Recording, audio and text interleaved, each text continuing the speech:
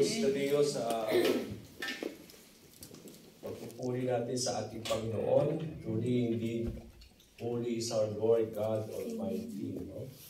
And today, what I will be sharing to you is what I have shared last Friday. It's all about Christ's example and His teaching about servanthood. Kasi gusto ko po na iisa lang ang mensahe natin dahil hindi po dalawang simbahan ito. No? Isang simbahan lang tayo. Kaya lang ginawa lang natin na magkaiba is because yung mga day off ng Sunday, doon po na yung nagsasamba tuwing linggo. At yung mga day off naman ng Friday ay dito tayo nanambahan every Friday. So isang mensahe ang gusto nating makamit every week. And today, what I will be sharing to you is about Christ's example and His teaching about servanthood.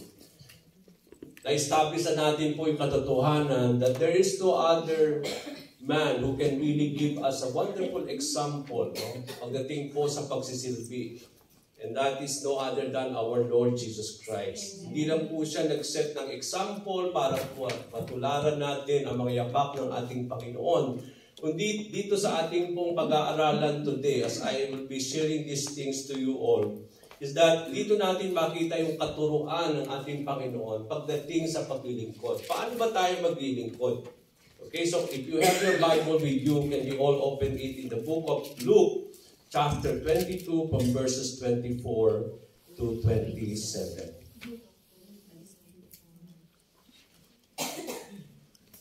Chapter 22, verses 24 to 27. Okay? So, ang sabi po dito, also a dispute arose among them as to which of them was considered to be greatest. Jesus said to them, the kings of the Gentiles lord it over them, and those who exercise authority over them call themselves benefactors. But you are not to be like that. Instead, the greatest among you should be like the youngest, and the one who rules like the one who serves. Or who is greater, the one who is at the table or the one who serves? Is it not the one who is at the table? But I am among you as one who serves. So, purihin ang Panginoon sa kanyang mga salita. Let us all bow our heads and let us pray. Panginoon, patuloy kami nagpupuri, nagpapasalamat sa hapon na ito, Lord God, sa aming panambahan, sa iyong kabutihan, O Lord. At sa sandaling ito, O God, nagbibigyan mo kaming muli ng pagkakataon, O Lord, upang kami pong muli, O Lord God, ay makanig ng iyong mga salita, O God. Dahil sinabi mo po sa iyong mga salita, man shall not live by bread alone, but from every word that come out from your mouth, O Lord. Ama, sa hapon na ito, sa aming pagbubulay-bulay, O Lord, sa aming pagsasalo-salo, O Lord God, ng iyong mga salita na magiging pagkain ng aming spiritual na buhay, Panginoon. Kayo po, Lord, ang mangusap sa bawat isa sa amin at nawa sa araw na ito ay taglay namin ng panibagong kalakasan, pagpapala at biyaya na dulot mo ng iyong mga salita sa buhay ng bawat isa. Ikaw po, Lord, ang maitaas, ikaw po ang maluwalhati at madakila sa buhay ng bawat isa. Binabalik namin sa iyo, Panginoon, ang lahat ng papuri, ang lahat ng pasasalamat. Ito pong aming dalangin sa tanging pangalan ni Jesus. Amen. So, last time we talked about how the Lord Jesus Christ was sent to serve. Naparito ang ating Panginoon. Alam po natin, mga kapatid, na ang dahilan kung bakit naparito ang ating Panginoon ay hindi lang iligtas tayo sa ating mga pagkakasala. Yes, that is one of the foremost mission of the Lord kung bakit siya dito naparito upang tayo iligtas sa ating pagkakasala dahil hindi natin kayang salba ang ating mga buhay sa pagkakasala natin bilang maalipin. But then, one of the greatest purpose also why He came here is not only to save us from our sins and for us to go in heaven, pero ang layunin din ng ating Panginoon is turuan tayo at iset yung pace for us to know how is it really to follow the Lord. Kasi sabi nga natin, tayo mga tagapagsunod ng ating Panginoong Jesucristo. Pag sinabi nating tagapagsunod, sinusundan natin ang bawat yapak ng ating Panginoon. Mga halimbawa na isinet niya nung nandito siya sa lupa.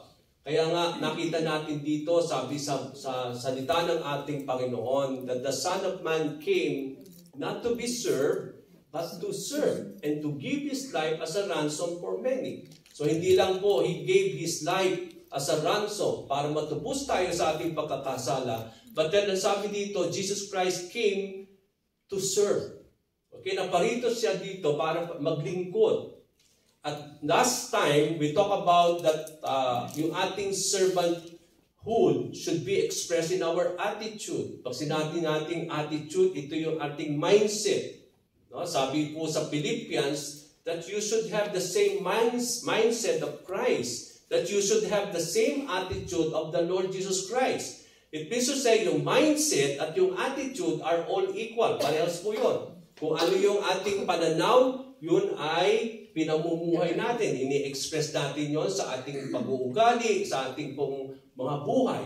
Kaya makikita natin dito kapag ang ating pong mindset ay patungkol sa ating Panginoon, ibig sabihin noon lahat po ng mga bagay na lalabas sa ating pong pamumuhay, ito po ay naayon sa mga example at ibinigay ng Panginoon na dapat natin tularan bilang mananampalataya ng ating Panginoon Diyos. And today we will be talking about yung Christ example and the teachings of the Lord. Ano ba yung mga sinet ng example ni Lord na dapat tularan natin bilang kanyang mga tagapagsunod? At ano ba yung katuruan niya pagdating sa paglilingkod? Alam natin mga kapatid, lahat tayo gusto nating maglingkod. No, yan po yung layunin natin sa ating buhay. Hindi lang po tayo po, sabi ko nga no last time when we started this study about servanthood and servant leadership, hindi lang po tayo pupunta dito sa church. No, alam natin ito ay katawan ni Kristo. Tayo po ay nagpupunta dito every Sunday para sama-sama tayong magsamba sa ating Panginoon. At the same time, to serve the Lord. Meron tayong ministeryo na gaganapin dito sa iglesia na ito na ang katawan ni Kristo, na bawat isa sa atin po ay parte ng katawan ng Panginoon. At dahil tayo po ay parte ng katawan ni Kristo, meron tayong gaganapin dito sa iglesia na ito. At yung gaganapin natin na yon ay yung paglilingkod natin sa ating Panginoon. Paglilingkod natin sa bawat isa. Kaya bawat isa sa atin dapat marunong maglingkod sa ating Panginoon. At ang panalangin natin mga kapatid, at ang challenge ko po sa inyo, ay talagang ma-involve tayo sa paglilingkod natin sa ating Panginoon dito sa iglesia na itinatag niya dito sa Amman, Jordan. So may gaganapin po ang bawat isa sa atin.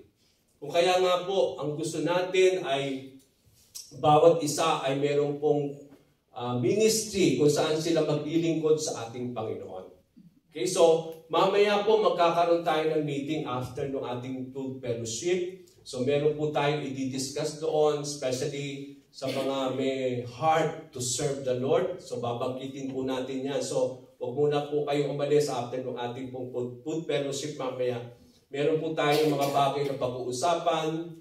At kung makikita ninyo, meron tayong pagbabago sa ating worship service. I-explain ko po yan sa inyo mamaya kung bakit meron tayong mga pagbabago na gaganapin sa ating iglesia.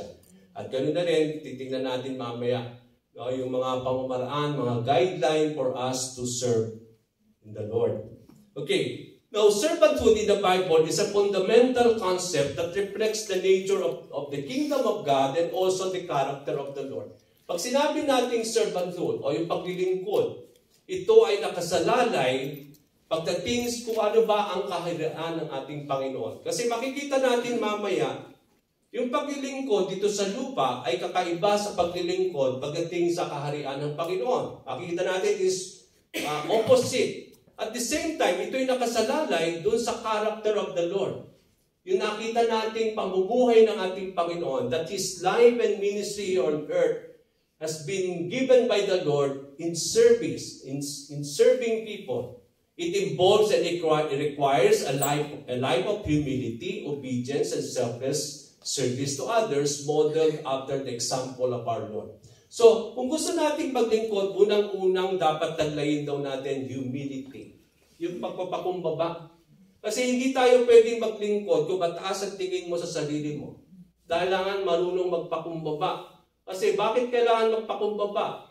Kasi gusto natin, si Jesus lang ang maitaas. Siya yung ating Master, siya yung ating Panginoon, siya yung ating, sabi natin, Lord. At sa ating buhay bilang iglesia, wala isa man dapat sa ating pong ginaganap dito sa iglesia ang tayo po'y maitaas. Ang purpose natin, bakit tayo nagsiserve dito sa iglesia ito? Gusto natin si Jesus ang maitaas.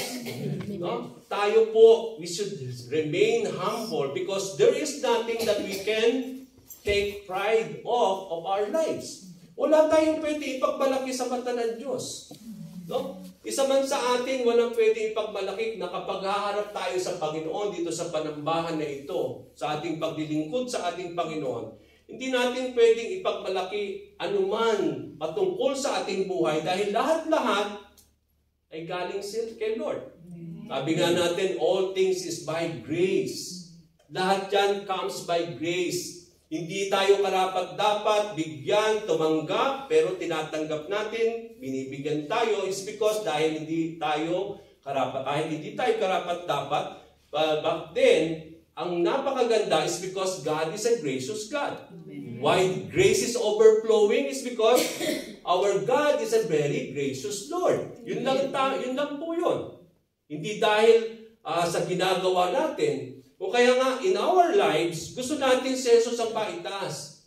That we need always to humble ourselves because service is all about humbleness. You need to be humble, filled with humility. Pangalawa, makita natin dito, obedience natin. Sabi ko nga no last Friday, hindi ikaw ang master. Ikaw ay what? Servant ka eh. Iisa ang master. And who is that master? Jesus Christ. And all of us are what? Servants of the Lord. So, sa inyong paglilingkod kay Madam, hindi ikaw ang nag-uutos at si Madam ang mag-o-obey. No. Tayo mag-o-obey kay Madam. Kasi baka tayo mag-utosan niya eh. Diba? We are all servants of our Madam. So, ano yung gusto niya, yun ang gagawin natin. So, napaka-importante yung obedience. Kasi hindi ka sasahuran ni Madam eh. Hindi ka sumusunod. Dahil mag-aaway kayo ni Madam pag ganon. But then, dahil kayo'y hinay nila para maglingkod, so maglilingkod tayo ng buong puso. Isn't it? Dahil sabi nga sa Bible, you are not doing these things for people, but you are doing it for the Lord. Amen. Okay? So kapag ganon ang understanding natin, ano man ang ginagawa natin, hindi tayo naapektuhan ng mga ano-anumang bagay pagdating sa paglingkod, although kahit gano'n ang ugali ng inyong mga employer, but then, ang sabi doon, you are not working and you are doing this for them, but you are doing it for the Lord. Amen. So, hindi na-apektuhan yung paglilingkod natin. Buong puso pa rin tayo naglilingkod dahil, ang sabi doon, naglilingkod tayo sa ating Panginoon. Now, it involves obedience. Napaka-importante po, kung marunong tayo kung gusto nating maglingkod sa ating Panginoon, napaka-importante po yung pagsunod natin. Kasi hindi tayo makakapag-serve if we don't know how to obey. And that is the most and foremost thing when we want to serve the Lord.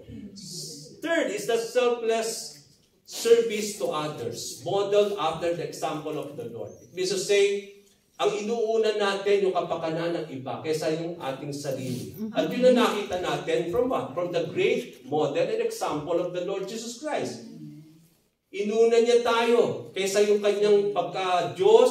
Sabi nga sa Book of Philippians, He set aside His divinity, yung kanyang pagka-Diyos, para magkatawang tao at paglingkuran tayo. To the point that He died on the cross to save us from our sins. So, yung humility natin, yung obedience natin, yung selfless service natin to one another should be modeled to whom? To our Lord Jesus Christ. No, modelo. Siya yung great model natin, a great example for all of us to follow as disciples of the Lord. In the scripture, the term servant ay equal dyan ay slave. It indicates a position of submission, dedication, and obedience in serving God and others. Last Friday, I said, na-share ko po, na ayaw nating patawag na alipin. Kasi parang ang bababa naman kung slave ang sasabihin natin sa sarili natin. Mas gusto natin servant kasi mas medyo class ng konti compared with slave. Okay? Mas social ng konti ang dating. No, hindi kami slave, we are servant. Pero kung pagkaalaala ninyo ang Biblia, often we are being referred as slaves of Christ, bond servants of the Lord, ang sabi sa atin eh. Although gamitin man yung servant in other passages, but many times, ang nire-refer sa atin as being people of the Lord, we are slaves. No? And hindi-indicate ito yung ating submission. You know how to submit yourself to the Lord. Kaya napaka-importante po sa paglilingkod, you know how to submit yourself. Sabi doon, submit yourself to the authority, sabi sa Bible. We need to dedicate ourselves. Pag sinabi natin dedicate, nandun yung dedication mo sa ministry na gaganapin mo sa katawan ni Kristo Jesus na ating Panginoon. Dapat nandun yung dedication mo. Devoted ka doon sa paglingkod na yon kung saan tayo tinawag ng ating Panginoon. You dedicate yourself. You dedicate your effort. You dedicate your life. You dedicate your time in serving the Lord and in serving one another. At yun din naman, obedience in serving God and others. So yun ang ibig sabihin ng servant. No? Equally, yan po ay laging nakikita natin that servants are also slaves. Now, servanthood is characterized in the life and ministry of Jesus and serve as a great example for His disciples to follow. So yung paglilingkod is characterized, nakita natin yan sa buhay at ministeryo na ginanap ng ating Panginoon as He served, and it serves as a great example for His disciples to follow. Jesus, though being in the form of God, took on the nature of a servant, being obedient to the point of death. Doon natin nakita yung paglilingkod, yung heart of a servant, in the life and in the ministry of the Lord. Unang-una, nakita natin that He is God. He is the Creator. He is the Son of God. He is God Himself. But though He is in the form of God, even though He is God Himself, sabi doon, He took the nature of being a servant, being obedient, even to the point of death. Doon natin makikita yung character, yung nature ni Jesus Christ when in terms of serving. Even though siya yung Diyos, no? Come to think here, no? Nakita natin si Jesus siya yung Diyos na naglalang ng lahat ng bagay. Even He created us. Kung makikita natin dito na nung tayo nagkasala sa ating Panginoon, no? Dahil siya ay Diyos, pwede naman hindi siya gumanap ng kahit ano to save us. It's because tayo nagkasala. We need to face our consequences of our sin, and that is death. So, kung ang isip ng Panginoon, kung ang kanyang mindset, itong mga tao ito, nilalang ko lang. At nagkasala sila, hayaan ko mamatay sila. I can create another people. Isn't it? I can create again another generation. God can do that. But then, makita natin dito na He set aside His being as God, and then He took the form of being like men, to the form of being like a servant, and being obedient to the point of death, for us to be saved from our sins, para tubusin tayo sa ating pagkakasala. Doon natin makikita yung attitude, yung mindset of the Lord. At the same time, ito yung modelo na gusto ng Panginoon tularan natin. Yung para bang in everything, we want really to serve God in all aspect of our lives. The Lord taught His disciples that greatest in the kingdom of God is seen by one's willingness to serve others. Ibig sabihin, kung gusto mo maglingkod sa Diyos at sa kaharian ng ating Panginoon, hindi po pwedeng magsisimbi ka lang sa Panginoon pero hindi ka marunong maglingkod sa kapwa mo. Remember the two greatest commandments? Di ba tinanong nila si Jesus, Lord, ano ba yung greatest commandment? Napakaraming commandments sa Biblia, isn't it? It may be thousands of commandments. But then, kung isasummarize daw ni Lord into two greatest commandments, sabi niya, first is that love the Lord your God with all your heart, with all your mind, with all your soul, with all your strength. And then the second, ang sabi niya, is like the verse. Ibig sabihin, hindi natin pwedeng tularan na dapat marunong ka lang magmahal sa Panginoon pero hindi mo mamahalin ang kapwa mo. Pero sinabi ni Lord, the second should be is like the first. Yung pagmamahal natin sa Diyos is also the same thing when you love people, when you love one another, when you love others, when you love your enemies. No? Dapat equal yun. Ibig sabihin, hindi tayo. Ganun naman, pagdating naman sa paglilingkod. We cannot just serve the Lord and we don't know how to serve one another. We can serve the Lord but we cannot serve other people. But when we talk about the greatness in the kingdom of God, not only we are willing to serve God, but God wants us also to serve one another. Okay, to serve other people. So Jesus called his disciple that whoever of them wants to become great among them must be their servant. Gusto natin sa ating buhay, and whoever wants to be first must be slaves. Ganong kadakila daw ang isang tao pagdating sa kaharian ng Diyos, that if you want to become great in the kingdom of God, you should be the servant and slave of all. Okay? Parang kabaliktad ito sa ating pong gusto. Kasi ang gusto natin, ayaw nating servant. Gusto natin mataas. Gusto natin mataas, yes. Gusto natin tayo yung boss. Okay, pero yung maglingkod, no? Kasi sa mata ng tao, sa mata dito sa mundo, yun ang mahalaga. Kasi sa kanila, ang tingin nila, ang isang leader is that yung nagko-command lang. Okay, inuutusan niya yung mga nasasakupan niya. Powerful. But then, makita natin dito in the eyes of God, in the kingdom of the Lord, kapaligtaran. So if you want to become great in the eyes of the Lord, sabi dito, you need to become first the slave or the servant of all. Napaka-importante po yung service when it comes to the greatness in the kingdom of God. Jesus demonstrated servanthood that through his action when he washed the feet of his disciples. Paano natin nakita yung tutularan natin pagdating sa ating buhay when it comes to the Lord Jesus Christ? Nakita natin yung great example of the Lord in terms of servanthood when he washed the feet of his disciples. Nakita nyo ba, Panginoon, Master, and he's washing the feet of his slaves? Kaya nga.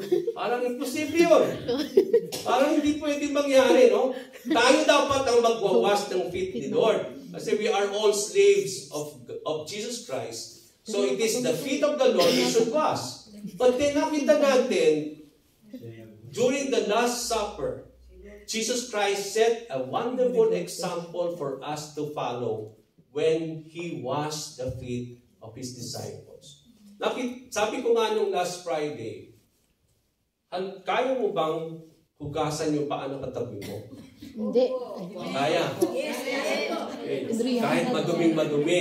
Realidad. Kahit hindi nakamanicure. Pwede, Pastor. Pag nakamanicure. Sabi-sabi lang yan, ha? Kaya nga, dapat yung realidad ba? Magpakatotoo na lang. Sabi-sabi lang. Madali hugasan ang mga paa today because mababa yung mga paa natin tayo everyday. Pero noon, noon kasi, naglalakad sa noon, wala silang mga sapatos, nakasandas lang si Jesus. They are just walking many miles, no? By foot. Panay, hindi pa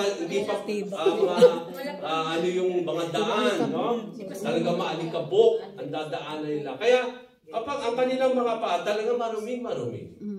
At kapag sila'y pupunta sa isang lugar, very customary in those times, kapag sila'y papasok sa isang tahanan, sa isang lugar, may leader man o pagtitipon, inuhugasan. Yun yung custom in those times. Inuhugasan yung paa. Kasi sila mga bisita, at dahil bisita ninyo, uhugasan ninyo yung paa nila. No? So, one of the great example that Jesus Christ did at that time, and when He washed the feet of His disciples. Now, anong tinuturo dito ni Lord? Ang tinuturo niya that even though He is the Master, that He is God, that He is indeed the Lord, but then He is willing even to humble Himself to wash and to serve His disciples, to set a wonderful example for them to follow. Kaya nga yung pagkatapos niyang hinugasan ang paa ng kanyang mga disipulo, sabi niya, "Me as your Lord and as your Master wash your feet," then you should do the same thing. You need to wash each other's feet. Sa ating pong iglesia, di ba, we always commemorate and remember the goodness of the Lord through what? Through our communion every first Sunday. Isn't it? Isa yun sa nire-remember natin. Pero isa sa mga great thing o sacrament in the church is that also the washing of the feet. I hope and I pray sometimes we will do that. We will need to wash the feet of each other. No? Normally, ang nakikita natin dito, no? Yung leader o yung pastor, winawash niya yung feet ng kanyang mga leaders. And then after that, the leaders now will come to the congregation and they wash the feet of the members. Ang ganda tingnan, mga kapatid. Because that is something that we need to follow, the example of the Lord. Paano natin, ano ba yung pinakikita doon? Yung humility natin. No? We are called there to serve one another. And yung obedience, yes, the obedience to the word of the Lord. Kaya napakaganda, one time gaganapin natin yan sa ating iglesia. We will just pray for it, that it is not just something that we want to do without our heart on it, but it is something that we need to follow the model that the Lord has set. Kasi isa yan sa mga something that is so evident in the church. Kaya lang hindi pa natin po ito pinapractice dito sa ating simbahan. But then we will do that. As the Lord set an example, they are called to do as Jesus has done for them. Disciples as servants are to serve one another in love, but their acts of service should be characterized with humility. Kaya nga sabi ko nga kanina, laging nandun yung humility. It is an act of love, no? It is an act of love being done in humility. These acts of service shown in humility and love should not merely outward posture, but of the heart. Madaling dayain, mga kapatid, yung ginagawa natin because people cannot see your heart. Yun lang. Pwede tayong parang mga best actor and best actresses dito, pakitang tao. Kasi para maging mabango tayo sa mata ng tao, but then deep inside. Kasi hindi naman natin nakikita yung puso ng bawat isa sa atin eh. Pero si Lord, hindi natin natadaya. Okay? So it means to say, everything that we do in the church, whether it is we do it an act of love or if we do it an act of humility, but then it should not be an outward posture, but of the heart. Natatandain niyo yung mga Pariseo in the time of Jesus Christ. Okay? They are hypocrites. No? Bakit hypocrites kisa? Kasi gusto nila maging mabango lagi sa mata ng tao para sila ay para i-please nila yung mga leaders in those times, pakitang tao lagi ang kanilang pinakikita. No? But deep in reality, in their hearts, no? Hindi ganun yung kanilang heart. Okay, so they are hypocrites. So, hypocrisy can come also in the church. Yeah. Kung hindi bukal at talagang totoo yung ginagawa natin, galing sa puso, hindi po outward posture. Na parang gusto lang natin masabi na ganun tayo. But deep inside, our heart is not on there. We want to do everything out of our heart. Yes, we do everything out of our love. An act of love and service. But also, it should always come in our heart. Yung involvement ng heart is so important because God does not look on the outward things that we do. But in everything that we do, He always look unto the heart. Ang halaga ang puso kasi dapat doon nang gagaling lagi. Lalo na tigit sa lahat yung pagdating sa paglilingkod natin. Okay? Now, it is a call to live in humility, obedience, and love, serving God and others as our expression of our faith, and devotion to the Lord out of His grace and out of His mercy. Dahil God is so gracious to all of us because He remains so merciful and loving Lord, our expression of our faith to Him is to always live in humility, in obedience and love, serving God and also serving one another. Yun yung expression natin ng ating faith.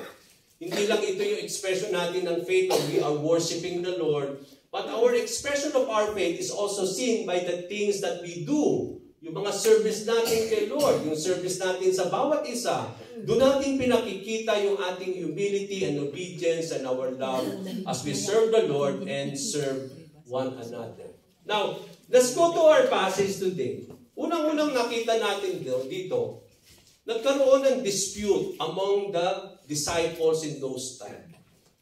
This is the last time that they will have a dinner with the Lord. Kaya nga, Last Supper. Yung setting ng ating passage kanina sa Luke 22, ito na yung Last Supper. Okay, ito yung last time that they will be with the Lord and that they will share a meal together. And then, after that, ito na yung time that the Lord will be given to the religious leaders, and then they will give Him to the Romans. And then later on, nandun na yung suffering, yung execution ni Lord, and then yung death ni Lord. No? So before that, very precious itong time na ito that the Lord Jesus Christ want to spend that time with His disciples. And at that time, when they are preparing for this, ang sabi po sa verse natin, a dispute also arose among them. Ano yung pinagtatalunan ng mga disciples in those times? Sino daw sa kanila ang greatest among them? So they are 12. So they are discussing, they are disputing to one another, nagtatalo-talo sila. No, sinabi ni Peter, ako ang greatest among you. Sinabi ni John, no, hindi ikaw Peter, ako yun. Kasi ako yung laging malapit kay Lord, di ba? John the Beloved, I always sit in the bosom of our Lord Jesus Christ. Mari yung iba sasabihin, hindi kayo Peter and John, kami ang dapat nakita. Okay? Di ba remember the request of James and John to sit on the left and the right? Di ba? Na-share ko sa inyo? Di ba? It means to say, even John and James had that tendency that dapat kami special, kami uupo sa left and right. So they see themselves as being greatest. That's why they ask the Lord to allow them to sit on the left and the right. And here comes these disciples of Jesus Christ disputing among each other who is the greatest. Anong sinasabi dito mga kapatid bilang iglesia, bilang community? We are a community here. We are not only community, but we are a family here in this place. Lagi nga natin sa isip natin mga kapatid, na ito ay pamilya ng Diyos. Bakit pa ang tawag ninyo kapatid? Bakit tinatawag ninyo sisi, sister, brother? Kasi ipinapahayag ninyo, sila'y inyong mga kapatid sa pananalig sa Panginoon. Ibig sabihin, lahat tayo ay isang pamilya here. At ang ating Ama ay ang ating Ama sa langit. Now, many times in our lives, hindi tayo, nagkakaroon tayo ng dispute with one another.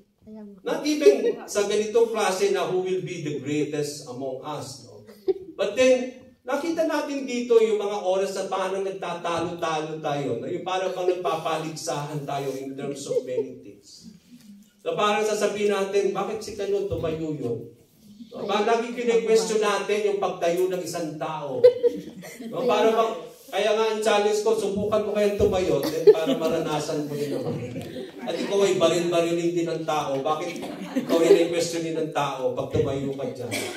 So, ito po yung sinasabi natin. No? Pagdating sa paglilingkod, alam natin bawat isa sa atin, no? Tinawag ng Panginoong maglingkod. Pero dapat ilagay natin sa isip natin, ang paglilingkod ay hindi dahil marunong ka, hindi dahil perpekto kang tao. Kapag tayo naglingkod, ibig sabihin, mga kapatid, nagkakamali. May mga pagkukulang, may mga kahinaan. Hindi perpekto yung mga taong naglilingkod dito sa harapan. Hindi mga perpektong tao yung nagsiserve sa inyo. sila po ay parang dahil sa pagmamahal nila sa Panginoon at pagmamahal nila sa katawan ni Kristo, dahil tayo pamilya, hindi po ba? Doon tayo nagbibigayan, it is where we serve one another. And there should be no sino man sa atin dapat dito na magkaroon ng heart na magpagtatalunan natin dito yung mga dapat tumayo o hindi. Kasi kung sila'y tinawag ng Panginoon upang sila ay tumayo, hindi po ako ang tumawag sila, hindi po ang tao tumawag sa kanila para magtumayo at maglingkod, kundi ang Diyos. Amen. It is God who calls people to lead. His people. So, there should be no dispute among us. So dito, nakita natin yung dispute among the disciples of the Lord. No, nung nakita ni Jesus na nagtatalo-talo yung mga disipulo niya, kung sino ang dakila among them, tinawag ni Lord ang bawat isa. In-address niya itong argument na ito between the disciples. And Jesus laid two ways to lead. Binigay niya yung dalawang pamamaraan kung paano mamumuno. Ano yung two ways? The Gentiles way or worldly leadership and the kingdom servant leadership. Mapapansin ninyo, between Gentiles worldly leadership and kingdom servant leadership, parehong leadership siya. Nandun yung word leadership. So pareho. Kaya lang, makita natin yung pamamaraan, how to lead. Kasi makita natin dito, Gentiles worldly leadership. At mapapansin ninyo sa kingdom leadership, merong pong idinuktong servant leadership. Hindi mo pwedeng paghiwalayin yung servant tsaka yung leadership. Because as a leader, you need to exercise servant leadership. Pag sinabi mong leader sa mata ng Diyos, ikaw yung naglilingkod. Hindi ikaw ang pinaglilingkuran. Kasi yun nakita natin kay Jesus Christ. No, even though He's the leader, He's the master, He's the Lord, hindi siya yung pinaglilingkuran, kundi siya yung naglilingkod. Kaya makita natin dito, pagdating po sa leadership, hindi ka leader, bossing-bossing ka, kundi servant leader ka. Ibig sabihin, ikaw ay namumuno ka to serve people. Yun ang ibig sabihin ng servant leadership. At sa mata ng tao, mata ng mundo, kabaligtaran yun. So pag-aaralan natin, the Lord called His disciples not to follow the Gentiles' way. Ayaw ng Diyos bilang kanyang mga tagapagsunod, nagayahin natin yung pamamaraan ng mundo pagdating sa leadership, but rather to follow the God's kingdom way of servant leadership. Now, what are three characteristics of the world's way leadership? Pagdating natin, pag-aralan muna natin, ano ba yung nakikita nating standard or the world's way of leadership in terms of greatness? So kung titingnan natin ang mundo natin, para maging dakila ka, para maging great ka, meron ka dapat tinataglay na tatlong karakteristik para maging masabi that you are great in this world. Kaya marami dito sa tao, dito sa mundo, gusto nila magkaroon itong tatlong bagay na ito kasi napakahalaga daw ito para maging great dito sa mundong ito. Number one, posisyon.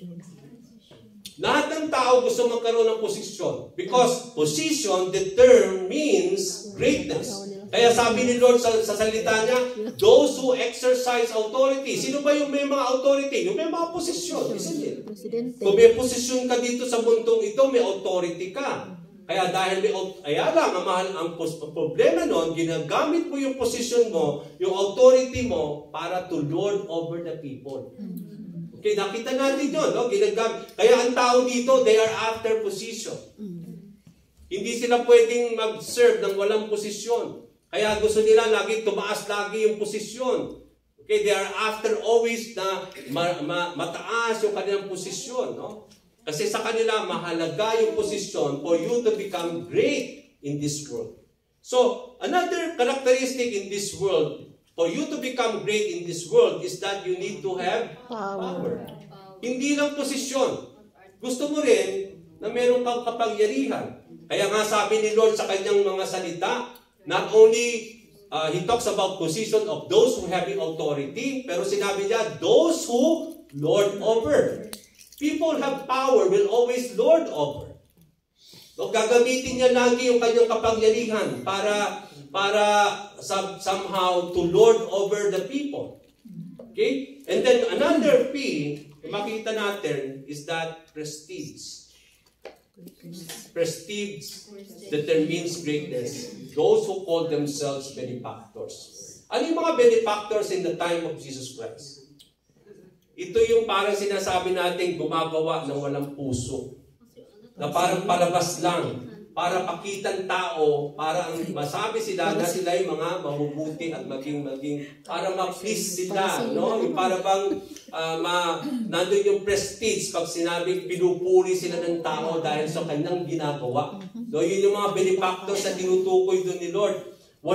Hindi po kayo ka ng mga ginagawa, but then ginagawa nila yon para maging mabango sa mata ng tao. Prestige yun eh. No, yung para bang tinitingala ka ng tao dahil, itong tao ito matulungin yan. Laging namimigay. Pero deep inside, hindi talaga likas siyang matulungin at hindi niya gustong tumulong. Kundi ang aim niya, bakit ginagawa niyo, is para itaas yung sarili niya, para makita siya ng tao na dakila siya. No? Yun nga, great siya. No, pagdating sa mga ganung bagay.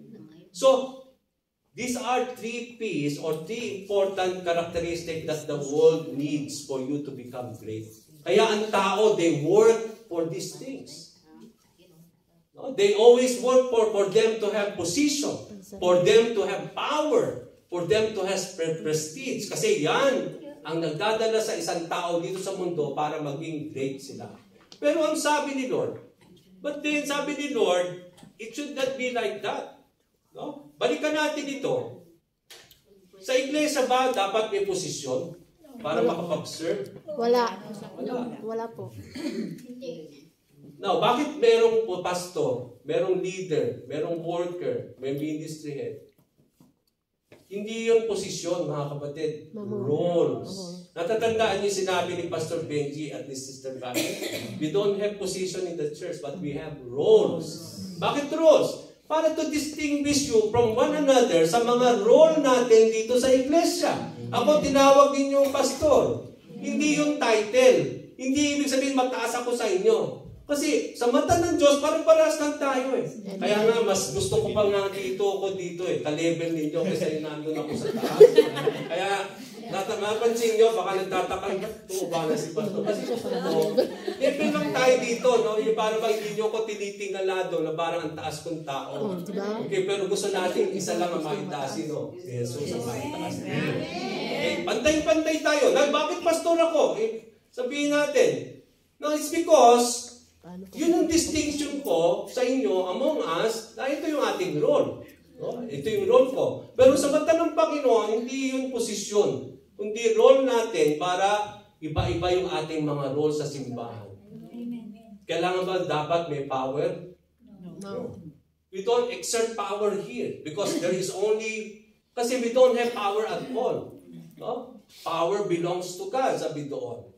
Then sabi dito, so it means to say, in our lives, kung maglilingkod ka, dapat kahit wala kang posisyon, maglilingkod tayo. Amen? Dapat kahit wala kang posisyon, hindi mo sasabihin, hindi naman ako core leader, bakit ako magsiserve? Hindi naman ako worker, attendee lang ako. Sometimes we talk about position for you to serve. Pero remember, we don't have position here. Pantay-pantay tayo. Lahat tayo tinawag ni Lord mag-serve. Ibig sabihin, wala tayong posisyon na itataas dito. Kundi, mag-serve tayo kahit wala tayong posisyon. Because position, that's not determine, no? Our service to the Lord. Kahit wala tayong power, just like the world has, kahit wala tayong prestige, no? We will continue to serve the Lord. Now, paano naman pagdating sa Kingdom of God? Kaya sabi ni Lord, it should be servant leadership. Sabi niya, but you are not to become like them. You don't need to have power. You don't need to have position. You don't need to have prestige, just like the Gentile leaders. Sabi ni Lord. But instead, the greatest among you should be like the youngest, and the one who rules like the one who serves. So, it talks about servant leadership. That even though you are the leader of a particular group, it doesn't mean na ikaw ang magsisilbihan, kundi ikaw mismo ang magsisilbi at manlilingkod sa inyong mga nasasakupan. Yun po ang ibig sabihin nun.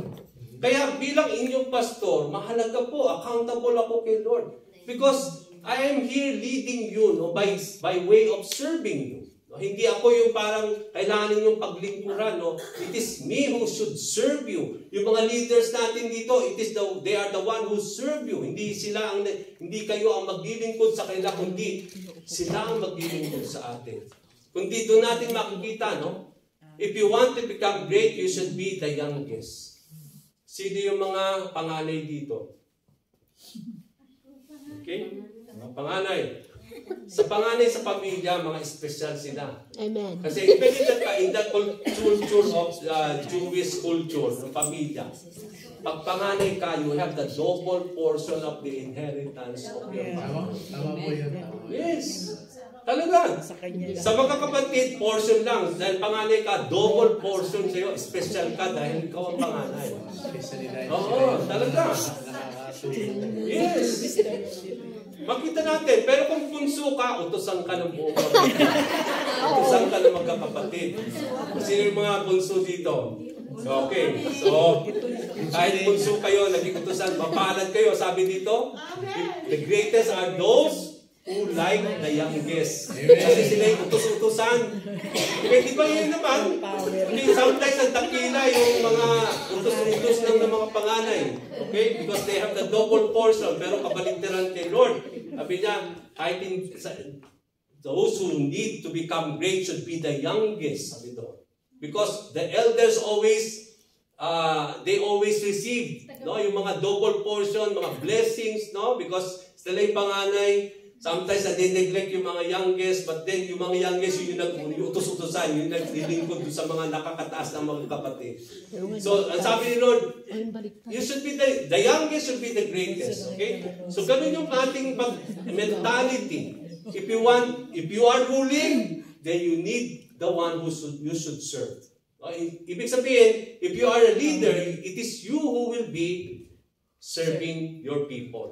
Kaya nga sabi ito, sitting down, Jesus called the 12 and said, anyone who wants to be first must be the very last and the servant of all. Okay? Nasabi ko po nung Friday, at naging ano na yun, no? Sabi ko nga, many times you want to be first always. Maging una sa lahat ng bagay. Kaya nga. Okay? Oo. Tama po kasi. Diba? Tama tayo. Gusto natin mauna lagi eh. Ayaw natin sa hulihan. Kaya minsan naiinis tayo pag nasa hulihan tayo. Pati sa pila. Gusto natin lagi tayo yung mauna. Yung tayo lagi yung may privilege sa mauna sa lahat ng bagay. Okay? Kaya nga sabi ko nga nung last time, sabi ko nung Friday, tingnan nyo nga yung mga video doon kung sino yung mga nauna lagi doon sa food fellowship. Lagi naman yung kayo nauna, bigyan naman ninyo ng preference yung laging huli. Kasi yung huli naman ang paunahin natin mamayang hapon. Hindi naman ikaw laging nauna doon sa ating food fellowship. Kasi sabi doon, anyone who wants to be first should be the last. Okay, so yung mga last naman na lagi kung yung sila yung last to be served, no? At the point, sila yung naubusan na rin, no? So, paunahin naman natin sila, no? Para sila naman yung mauna. Okay? Okay, so, titignan natin mamaya sino yung mauna. Okay, so, this should be the servant of all. Okay, sabi nga doon. Okay, so, ang mentality dito, mga kapatid, in our anniversary, let's put it into the practice. Yeah. Okay? Opo. Sometimes nauna pa tayo sa bisita dun sa food fellowship. Unahin natin yung mga bisita natin. Kung maubusan man tayo, okay na. Kasi we are able to serve them. Yun yung magandang great example dito. Nakikita natin ito in our everyday lives, no? Hindi lang sa paglilingkod sa simbahan, kundi pati na rin when we become last and ang gusto nating mauna yung mga bisita natin, invite natin, no? Kaya kahit paupusan tayo, walang na natira, okay lang kasi masaya yung puso ko kasi naman yung mga bisita natin ang napakain natin. So that should be our attitude, mga kapatid, no? Yung ganung klaseng mentality ang gusto ng Panginoon. in terms of our service to God and service to one another. Sabi, bakit? Kasi sabi ni Lord, just as the Son of Man did not come to be served. Si Jesus, hindi siya bossing-bossing nung dumating dito na dapat paglingkuran niyo ako. Kundi siya yung naglingkod sa atin eh. So even though He's the Son of Man, He is the Son of God, but then He came not to be served, but to serve. Even He gave His life as a ransom for us. Tinubos niya tayo sa ating pagkakasala. Sometimes, sabi ko nga, yung Son of Man na title, minamaliit natin in terms of Son of God. Pero makikita natin dito, yung humility ni Lord. Bakit laging Son of Man? Nakita natin yung humbleness ni Lord, yung humility niya. Hindi niya lagi niya ginagamit yung title Son of God. Kasi parang mataas ang dating. Kasi pag sinabi mong anak ng Diyos, matindi yun. But then, here comes the humility of the Lord. No? Although He is indeed the Son of God, but many times He always addresses Himself the Son of Man. Okay? Now, many times in our lives, akala natin parang mas lower ito in terms of Son of God. Pero kung pag-aaralan natin yung Bible, where we see the Son of Man, it is equal with Son of God. Now, paano natin nakasabi yan? In the book of Daniel, kung hindi nyo pa po nabasa, I think it's in chapter 7. Nagkaroon ng vision si Daniel.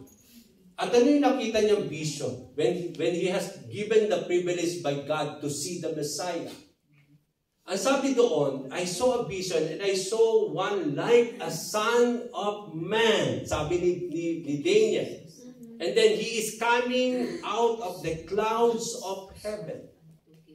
Okay, parang sa vision, ito yung Son of Man and He is in the clouds of heaven, bumababa siya, and then He approached the Ancient of Days. Yung Ancient of Days here is God the Father. Now, this Son of Man approached the Father or God, and then He gave Him what? He gave Him the dominion, the power, and the authority. And then the last nung portion na yun, verse, ang sabi doon, and His kingdom will have no end. So yung Son of Man pala is a king.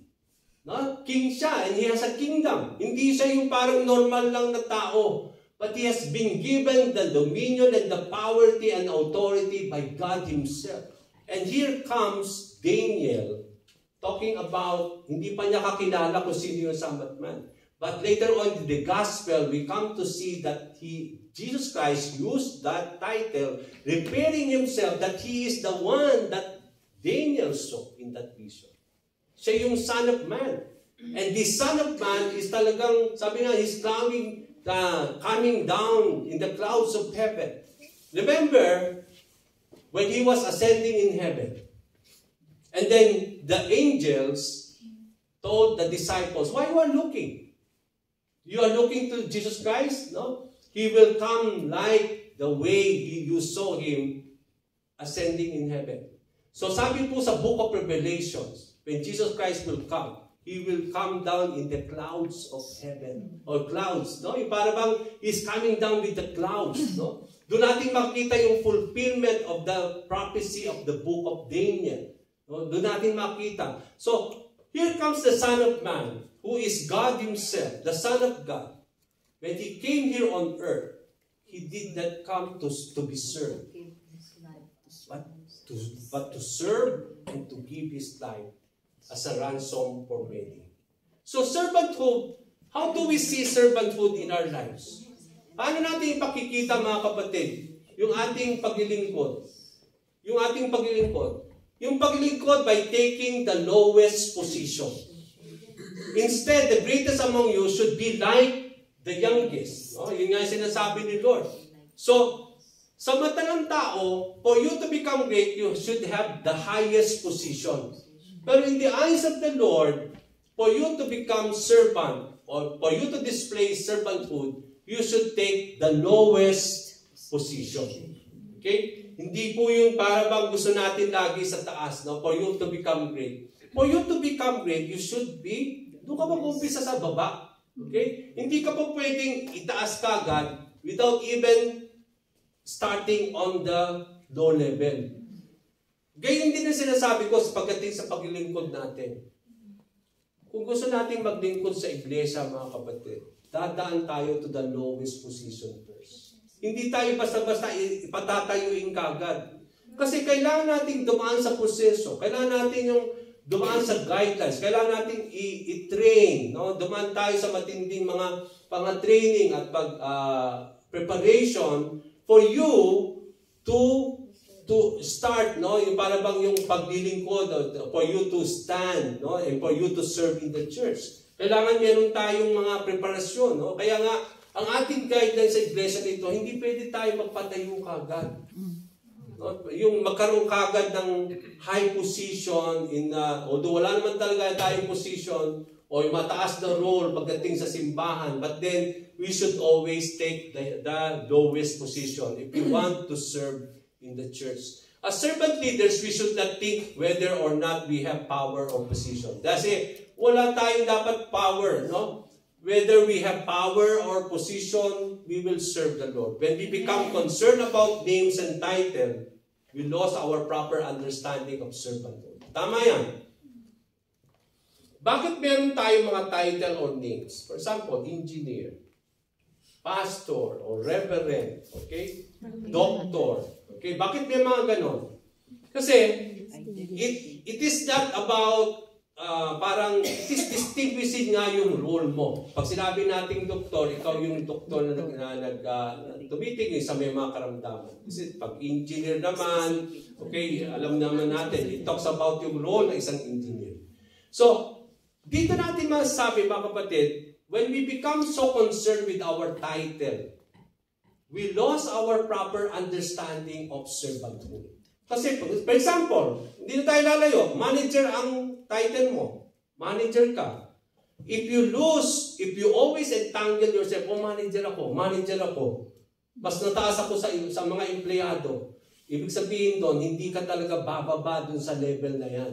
Ang understanding mo, mataas ka dun sa mga empleyado mo at ikaw sila ang maglilingkod sa'yo. So, we lost our proper understanding of servanthood. Diba, servanthood is about humility. Even though you are like that, even though you are manager, but then we should be filled also with humility. Isn't it? So, ibig sabihin, kapag mataas ang tingin natin dahil engineer ka, ang tingin mo sa sarili mo, engineer ka. Naset ko nga yung example last time, no? Yung mga tinawag na mga lingkod ng Panginoon, mga pastors, they call themselves reverend. Okay, may daladalang title, reverend name, gano'n. For example, Reverend Nick Esguera. Sometimes that reverend, sometimes, ang akala mo sa sarili mo, banal na banal ka o perfecto kang tao compared dun sa mga tao, hindi reverend. Sometimes when we are so entangled with God, sometimes nagkakaroon tayo ng we lost our proper understanding of in terms of service. Ayaw mong pumayag na reverend ka lang kasi kung lahat tayo dito reverend tayo lahat. Gusto mo, hindi ko pa reverend ito ngayon. Kaya nalalagay ko sa sarili ko, most holy reverend. Para mas mataas ko sa inyo. Lahat tayo reverend dito ang tingin ko sa sarili ko, mas mataas ako sa inyo. Hindi naman tayo pantay-pantay. Kaya tatawag, okay, reverend kayo. Ako naman, most holy reverend. Pero kapag ganun, so ibig sabihin dito, you are always after the title and the position. And when we are so entangled with that position and title, gets na. Nadi-distort yung ating understanding ng paglilingkod. Kasi sasabihin mo, mas mataas ako. Manager ako Most reverend nga ako So dapat kayo maglingkod sa akin. So nagkakaroon tayo ng wrong understanding of what service is all about. Kaya nga sabi ni Lord, tingnan niyo po yung sinabi ni Lord. Matthew 23, 8-12. But you are not to be called rabbi. Why? Because there is only one rabbi, teacher. And you are all brothers. And do not call anyone on earth father. For you have one Father and He is in heaven. nor you are to be called instructors, for you have one instructor, the Messiah. The greatest among you will be your servant, for those who exalt themselves will be humbled, and those who humble themselves will be exalted. Dito, ano sinasabi ni Lord? Yung mga ama daw natin, hindi namin, Lord, paano namin, ano ang tatawag namin sa aming mga ama? Yung mga father namin. Eh, sinabi mo doon, don't call our father, because there is only one Father, and that is our Father in heaven. Ang sinasabi dito ni Lord, hindi literal. Ang sinasabi niya, do not be entangled with all those titles. And sometimes, nadidistort yung ating pong ano. Come to think of this, even though we have one rabbi, and that is Jesus Christ. But then, even though He is the only rabbi, but then He humbled Himself, isn't it? To the point that He served the people. Even the Father in heaven, even though He is the Father in heaven, but He is a God who serves.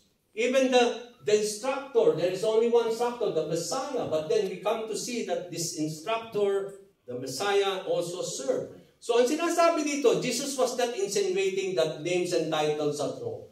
Hindi mali na tawagin natin yung mga physical father natin, Father, even though there is one Father in heaven. But ang sinasabi dito is that He is not against them. The Lord was recognizing the danger now. Yung danger doon is when you are so entangled with that title. That we are always seeking positions and after names and titles. Na hindi tayo maglilingkod kapag wala tayong title. Na hindi tayo gagawa kapag walang posisyon. Kung hindi tayo gagawa kung walang mga designation. And that is what Jesus Christ was trying to say. The Lord was recognizing the danger when we are always after seeking position and after names and titles. Okay? So it is not wrong to have names and to be called by our title we reflect. Kaya walang masama kung tatawagin mo yung sarili mong doktor or engineer, architect, okay lang yon. Because that is who you are. Because yun yung profession mo. Kaya lang, ang mahirap dyan, pag ginamit mo ngayon yan, yung mga title na yan, na doktor, engineer, and architect, that you see yourself more than other people. Na highly, na parang ang taas mo, ang tingin mo, mas mataas ka sa tao because of that position and title. It is a way of show respect to those who have them.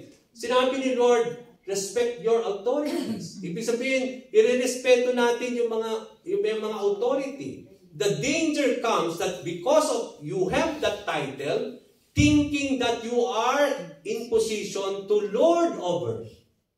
Yung tingin mo dahil doktor ka or engineer ka or architect ka, at tingin mo sa sarili mo mas mataas ka sa mga hindi nakapag-aral, that you try now to lord other people because of your title.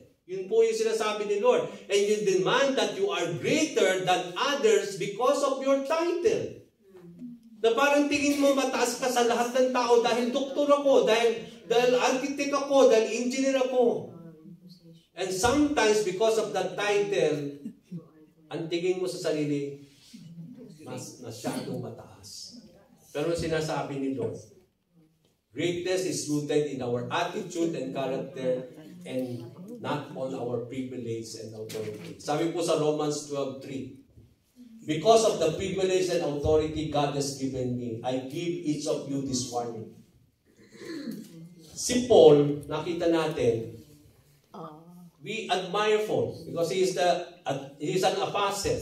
Okay, nakita natin na he was able to do great things when it comes to the gospel of our Lord. Now, ang sabi niya dito, even though he can be given the privilege and authority, no? But then lagi nating ilagay sa isip natin that whatever privilege and authority that you have, does that come within you?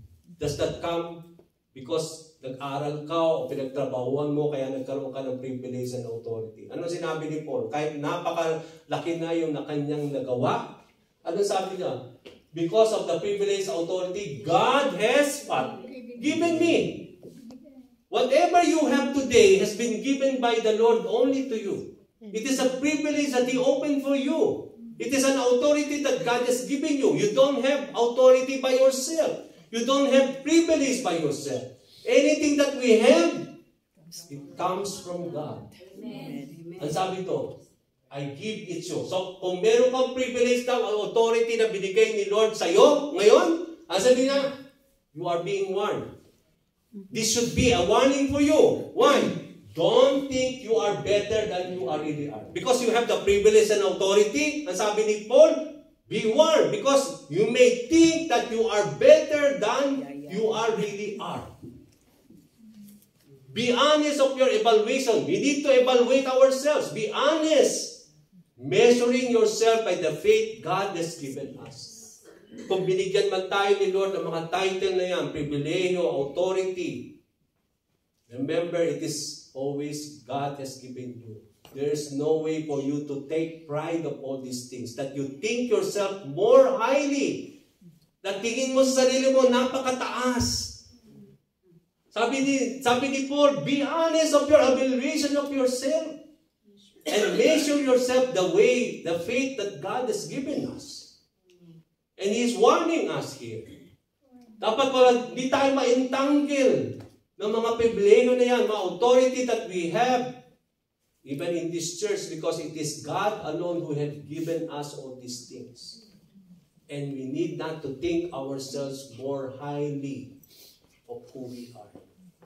Huwag mong tingnan na sarili mong napakataas, mga kapatid. Because if that is the way you see yourself, magre-reflect yan lagi sa pamumuhay mo. Ang tingin mo sa sarili mo, mataas kahit kanino. Hindi ka papayag na malamang ka. Hindi ka papayag na mahuli ka. Hindi ka papayag na ganun-ganunin ka lang. Kasi ang tingin mo sa sarili mo, mas mataas ka sa kanila. Dahil sa niyo? Dahil sa title mo, sa pribileyo mo, sa authority mo. Kaya nga sabi ni Lord, pinapaalalahanan niya tayo. Although binigyan na tayo ng mga ganyan title o mga role, don't think yourself that you are more than who you are. Bakit kayo ganyan? It's because it is God who made you that. Hindi mo yung pinagtrabuhan. Hindi likas kang marunong. Hindi ka likas na perfecto. Kundi lahat ng ito ibinigay sa atin ng Panginoon. Ito'y gawa ng Diyos. Kaya dapat wala pa rin pagmamalaki, wala pa rin pagmamataas, kundi we still have to humble ourselves, sabi ni Paul. Be warned not to think yourself more highly as who you are. Servanthood is always characterized by service. Sabi ni Lord, and he who rules like the one who serves. Kapag tayo po ay maglilid o maglilid ng ating mga iglesia, it is somehow equal to service. The one who serves. Sabi ni Lord, truly, truly, I say to you, a servant is not greater than his master, nor his messenger greater than the one who sent him.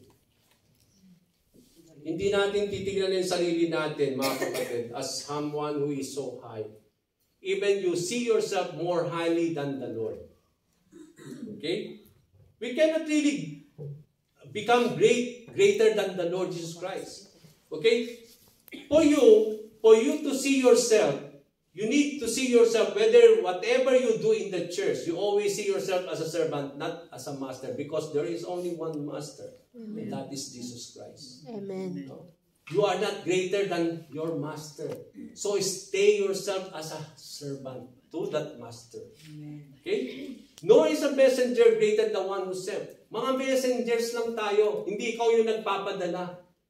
Okay? We are just being sent by the Lord. No? It is God who sent. And we become messengers of the word of the Lord. The messengers of the gospel of God. So we see ourselves as being messengers. You are not highly, you don't need to see yourself more highly of who we are, that you think yourself that ikaw yung nagpapadala. Kundi ang Diyos ang nagpapadala. Siya yung nagpapahayo. Tayo'y pinahayo niya. At iisa lang yun, kundi ang si Jesus ang nagpapahayo. So, the Lord wants us to see ourselves as being humble in many ways. Even though binigyan tayo ng karapatan, pribileyo ni Lord to serve, to become messengers of His Word, always see yourself in humility and humbleness, because we are not greater than the Lord, who is indeed our Master, and He is in the one who always sent. Now, Christ's servanthood. How do we see servanthood in the Lord?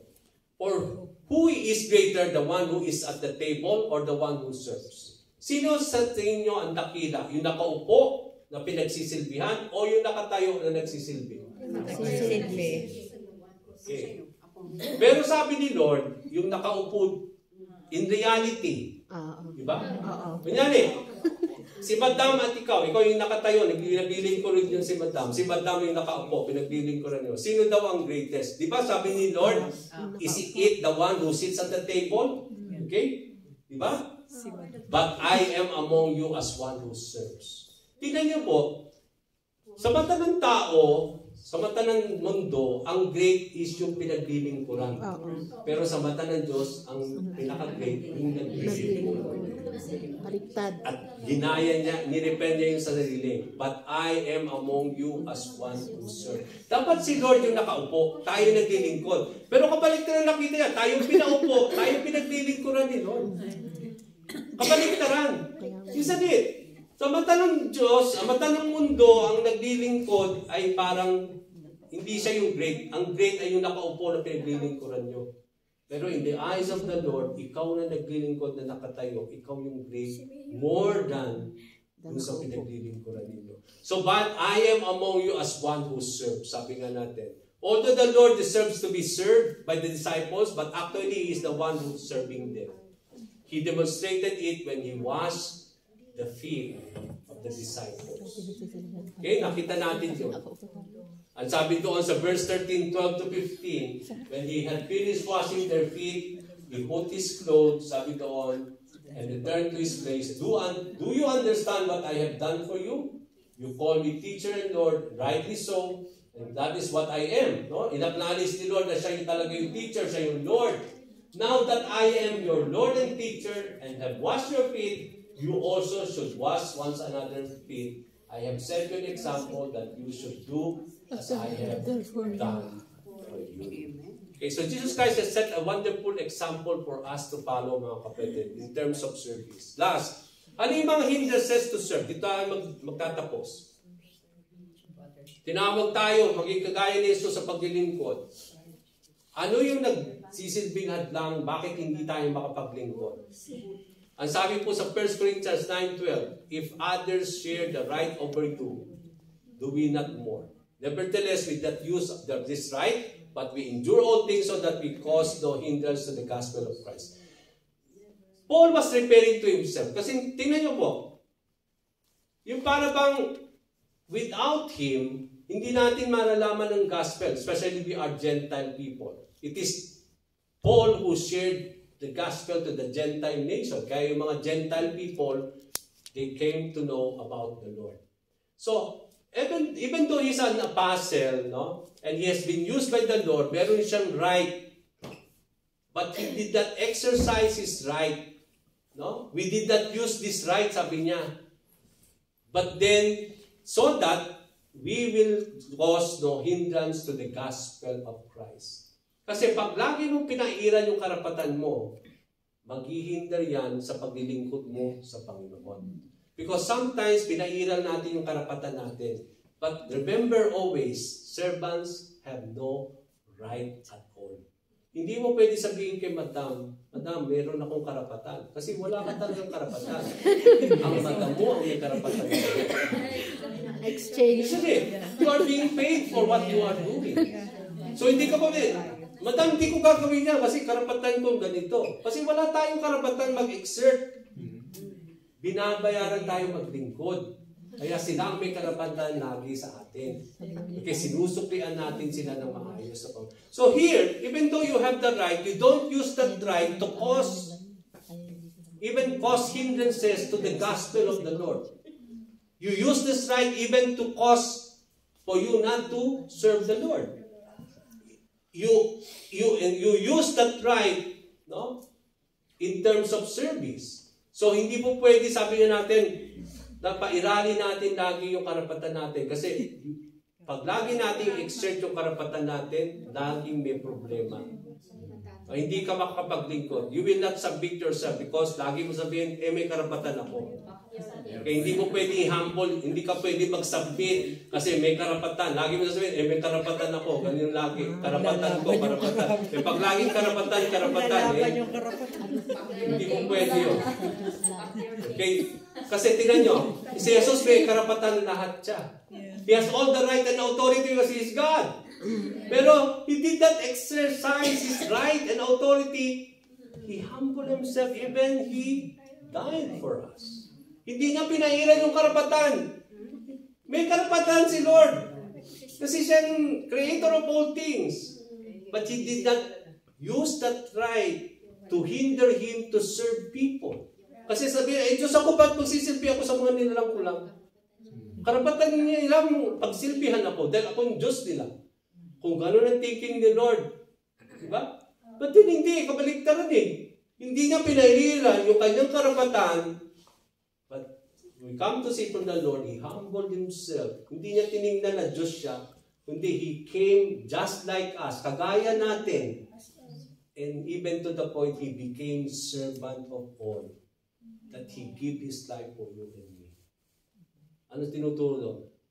Kahit may karapatan si Lord, hindi niya ginamit yun. Ganon din ang attitude ni Paul. May karapatan siya, isa na pa siya, hindi niya ginamit yun. Kasi pag ginamit niya yung karapatan yan, it will hinder the gospel of Christ. So anong tinuturo ni Lord dito? May mga hindrances na dapat nating tingnan na ito ay magsisilbing hadlang sa paglilingkod natin sa Diyos at paglilingkod sa bawat isa.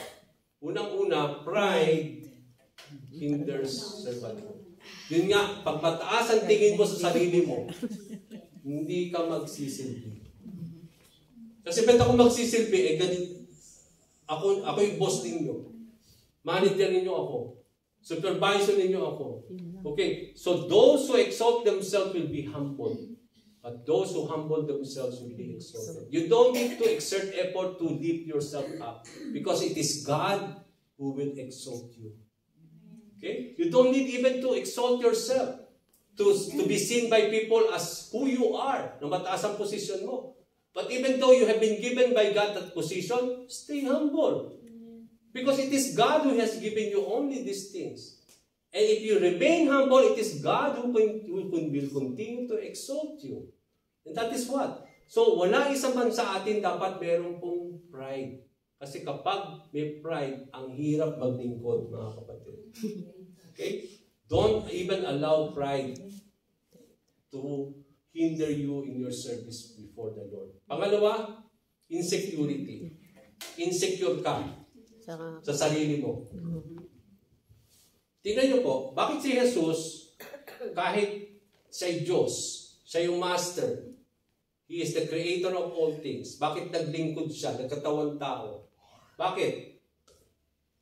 Sabi doon, Jesus knew the Father had put all things under His power and that He had come from God and was returning to God.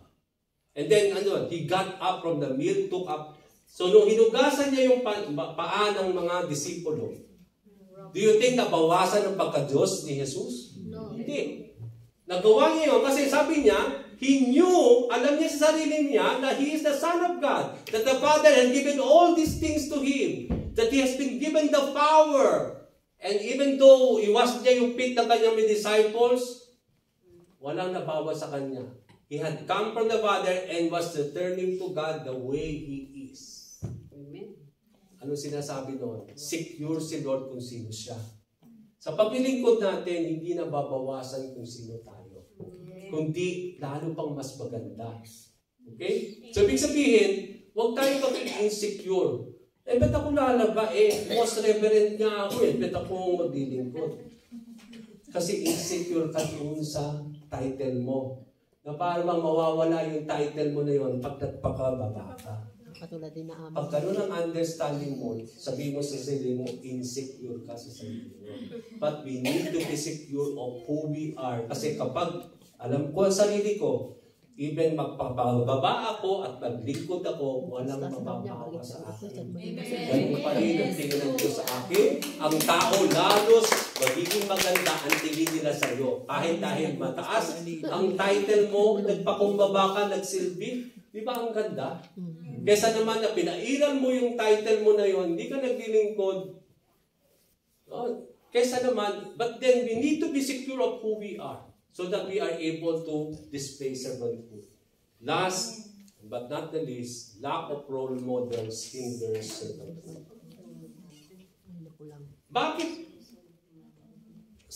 Bakit sa tingin ninyo that hindi natin nakikita yung servanthood even in the church? Even in the company, in many ways, because they lack the role model to show it among people. Hindi ko sinasabi wala tayong role model dito. Pero ang ating aim, ito yung lagay ninyo sa isip ninyo, sa pamilya na ito, sa iglesia nito, bawat isa sa atin maging role model sa lahat. Yung maging role model tayo na dapat tularan ng bawat isa. Yun ang hangarin natin dito. Maging role model tayo sa lahat ng aspeto ng ating buhay upang makita ng tao yung ating halimbawa upang tularan natin sila. Ganun din naman, nakita natin yung role model si Jesus Christ, kaya tayo tinutularan natin yun. Sabi ni Paul, follow me as I follow Jesus Christ, as I follow Christ. So tinutularan niya si Lord, kaya tayo rin nasasakupan ni Paul. They are to imitate Christ, no? As imitate Paul, as Paul imitate Christ. So dito sa punto natin, sa ating iglesia, maging role model tayo, magandang halimbawa sa bawat isa sa atin. No? Yun yung iset natin, mga kapatid. Kaya marami po sa atin, we lack and it hinders servanthood or yung paglilingkod kasi we lack role models in the church for us to follow them. For us to really, sabi nga natin, yung matuto tayo sa mga examples nila. And I hope and I pray, mga friend, as I end, that we should be role models in our church, in our families, in our service to the Lord, in your service to your employers. Maging role model kayo. Hindi kagaya dahil nakita ninyo sa yung kaibigan mo na ganun yung pamamaraan niya ng paglilingkod, tutularan niyo siya kahit mali. No. Because you are, alam din ng mga madam ninyo na kayo mga Kristiyano. Maging role model kayo sa ibang mga nagsisilbi din sa kanilang mga employer na kayo ang tularan, hindi kayo ang tutulad sa kanila. Amen. Dahil sila hindi nakakakilala kay Lord. Kayo nakikilala kay Lord. Amen.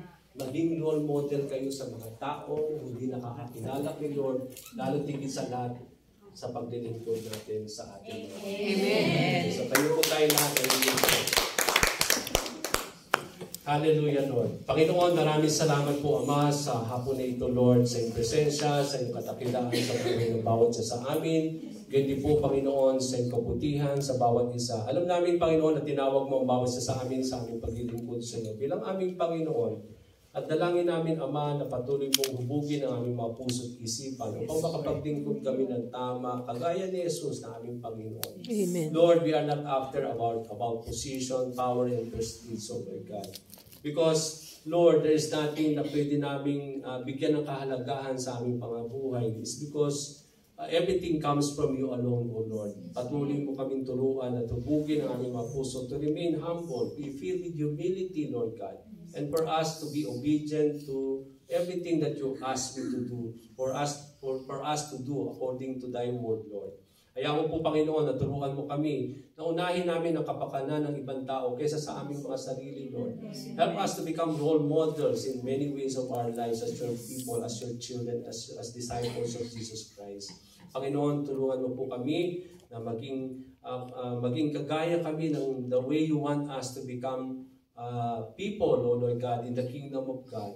And Lord, we thank you, Father, for your words, O Lord, na aming narinig. Kaya mo po, Panginoon, na ito po ay maging encouragement sa amin, O Lord, to challenge us, O Lord God. At higit sa lahat, ito po'y maipamuhay namin bilang yung lingkod, Panginoon. At sa aming paghihiwalay sa araw na ito, Lord, Patuloy kang malwalhati sa buong natitirang araw ng oras ng araw na ito, Lord God. Even as we depend to you, our full fellowship, even our meeting later on, Lord, kayo pa rin, Lord, ang siyang patuloy na makapangyari at mahuna sa lahat ng ito.